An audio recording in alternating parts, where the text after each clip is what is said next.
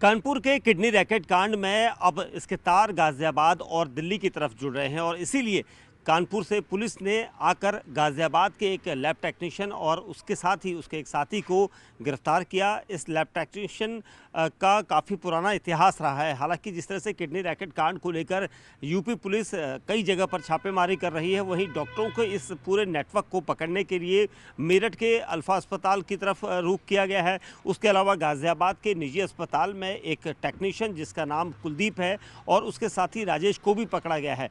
कुलदीप के बारे में ये पता चल रहा है कि वो निजी अस्पताल में तकरीबन 12 साल से एक टेक्नीशियन के तौर पर काम कर रहा था और उसके बाद इस पूरे मामले में जैसे ही रेड कानपुर में शुरू हुई, कुलदीप ने एक दिन पहले ही छुट्टी ले ली और इस अस्पताल में छुट्टी लेने के पीछे उसका मकसद साफ था। उसको भनक लग चुकी थी कि उसके पास भी जो यूपी पुलिस है वो पहुंच सकती है, कभी भी उसकी अरेस्टिंग हो सकती है। लेकिन उसके बाद उसकी अरेस्टिंग हुई और उसके खुलासे से बहुत सारी चीज़ें सामने आई है। कुलदीप के बारे में ये पता लगा है कि 12 साल से वो लैब टेक्नीशियन गाजियाबाद के इंदिरापुरम में इस नामी हॉस्पिटल में था, जहां पर वो काफ़ी समय से बतौर टेक्नीशियन काम कर रहा था। लेकिन हॉस्पिटल स्टाफ ने ये बोला है कि उनको खुद जानकारी नहीं थी, क्योंकि किडनी रैकेट से जुड़े हुए ना ही डॉक्टर हैं और ना ही उनके अस्पताल में कोई इलाज किया जाता है। और कुलदीप की इस भूमिका के बाद उसको अस्पताल प्रशासन ने टर्मिनेट कर दिया है, जिसके कागज़ जो गाज़ियाबाद के सीएमओ ऑफिस है वहाँ भेज दिए गए हैं। गाज़ियाबाद के सीएमओ ऑफिस को लिखा गया है कि कुलदीप की गिरफ्तारी के बाद उसे टर्मिनेट किया गया है और आगे भी अगर पुलिस उनके अस्पताल से संबंधित कोई भी जानकारी अगर चाहेगी तो अस्पताल प्रशासन उन्हें सौंपेगा। वहीं दूसरी तरफ जो राजेश है वो दूसरा टेक्नीशियन है।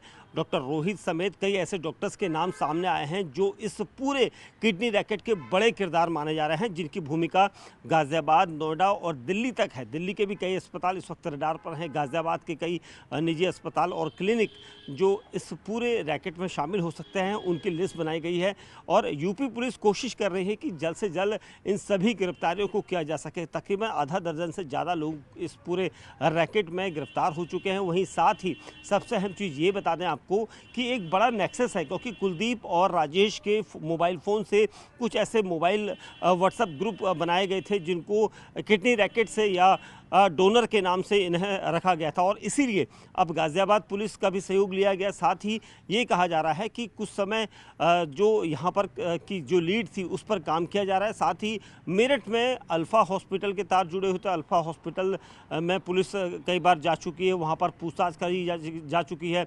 गाज़ियाबाद के जिस निजी अस्पताल में ये दोनों लैब टेक्नीशियन थे, इन टेक्नीशियन को के मोबाइल फ़ोन से कुछ ऐसी चीज़ें मिली हैं जिसके आधार पर पुलिस एक बार फिर इन अस्पतालों में पूछताछ के लिए रुख कर सकती है। हालांकि अस्पताल प्रशासन ने इस पूरे मामले पर साफ इनकार किया है कि वो किडनी रैकेट से ना ही किसी तरह से जुड़े हैं और ना ही उनका इसमें कोई रोल है, क्योंकि लैब टेक्नीशियन बाहर क्या करता है इसके बारे में किसी को जानकारी नहीं है।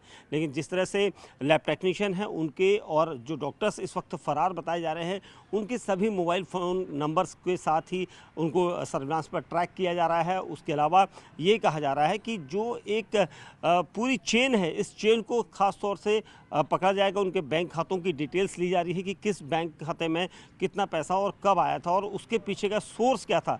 ये सारी जानकारियाँ यहाँ पर जुटाई जा रही हैं, क्योंकि जो किडनी रैकेट कांड है इसके तार कई ज़िलों में बल्कि कई देशों में भी जुड़ सकते हैं, क्योंकि एक विदेशी महिला का भी इनके जरिए ही ऑपरेशन किया गया था, किडनी ट्रांसप्लांट किया गया था और इसी वजह से ये जानकारियाँ अब सारी जुटाई जा रही हैं। और पुलिस महकमे का कहना है कि इस पूरे मामले में वो अपनी तरफ से लोकल मुखबिर का भी सहयोग ले रहे हैं और साथ ही इस रैकेट को पकड़ने के लिए धरपकड़ तेज कर दी गई है।